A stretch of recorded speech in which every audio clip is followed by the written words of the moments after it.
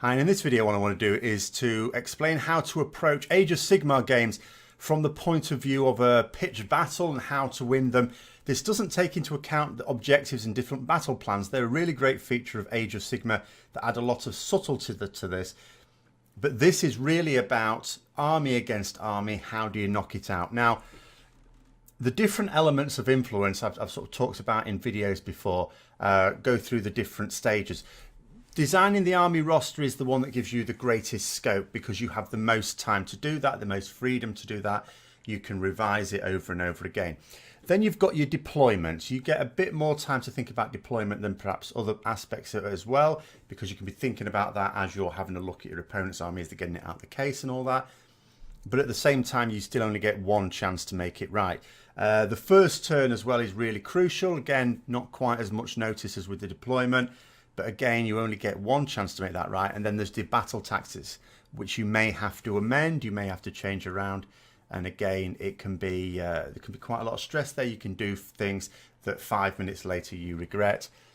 And that's just the way that is.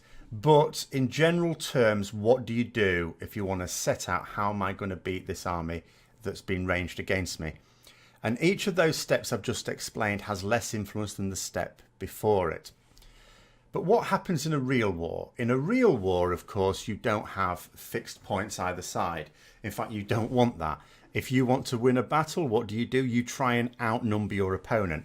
And if you can't raise a larger army than your opponent, what you want to do is to divide them and take one at a time. That's exactly what Napoleon did when he came back from exile, of course. He raced to Belgium to try and take on the Dutch and the British before the Prussians could join up. Unfortunately, from his point of view, he didn't quite manage that, but that was the plan and that was a sound plan. Now, we can sort of do the same. Thing is, with Age of Sigmar, at least 2nd edition, we do have these theoretically evenly matched forces ranged 24 inches apart from each other in most cases. But in reality, one army can still be made more powerful than another. It's not necessarily all that fair. There are two ways in which you can tip the balance heavily in favour of your own army. And although you may not do this for sort of generally friendly games, you should absolutely be thinking in these terms for competitive games, say tournaments, or practicing for tournaments. But of all of the things being equal, these are the ways to turn what should in theory be a fair fight into an unfair one in your favour. So the first is the planning stage. Now, when I read through a battle tome, and I'm doing exactly that at the moment with the new Gloomspite Gitz book, you look for synergies. Because the thing about Age of Sigmar is all the different units have their own special rules. Even bog standard grunts have their own special rules. Some of these rules work very well in conjunction with other units. They may be rules that, for example, buff another unit or make another unit better. They may be rules where if you're within a certain distance of other units or specific units, that unit itself is enhanced. So I look for evidence of these, because if that unit is going to be able to be more powerful, whether it's moving more quickly, whether it's doing more damage, whether it's being better defended, if it's combined with another unit, then you can actually get more benefit from having those two units than having them both separately. And that means you're getting more bang for your buck. You're getting more benefit for your points cost. At which point you're potentially, although you might be restricting yourself to 1,000 points, 1,500, 2,000, whatever it is, in reality you're getting more points worth for your army. I've done that with my Nighthaunt and Nurgle. Nighthaunt in particular, there's a number of units that synergize really well. I've talked about this in the past and will do so again. In particular, things like Spirit Hosts, Guardians of Souls, they're brilliant heroes and they buff other units, and they work spectacularly well with things like Bladegeist Revenants and Mermon Banshees. Absolutely fantastic. With Nurgle as well, you've got characters that buff specific units if they're close by to them. But the second one, and this is the one that you'll sort of need to do on the fly, it's not one you can plan very much in advance. You can still have a general idea when you're planning your army, but until your opponent not only reveals what their army is, but also how they're going to deploy it, this one has to be done on the hoof a little bit. And that is to focus a large part of your army on a small part of your opponent's army. It requires a more flexible approach, as I say, because you have to be able to think on the fly.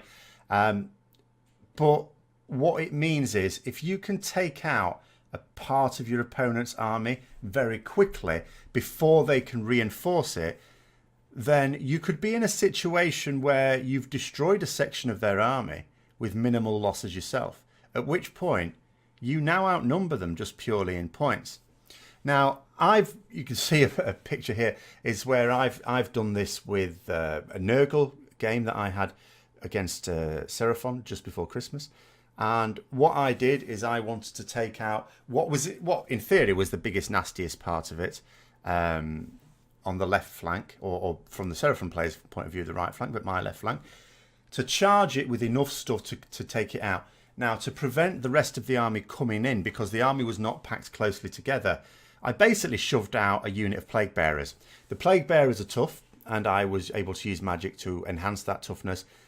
And it didn't matter to me if they all fell eventually, as long as they held my opponent up for a few turns, which they more than did.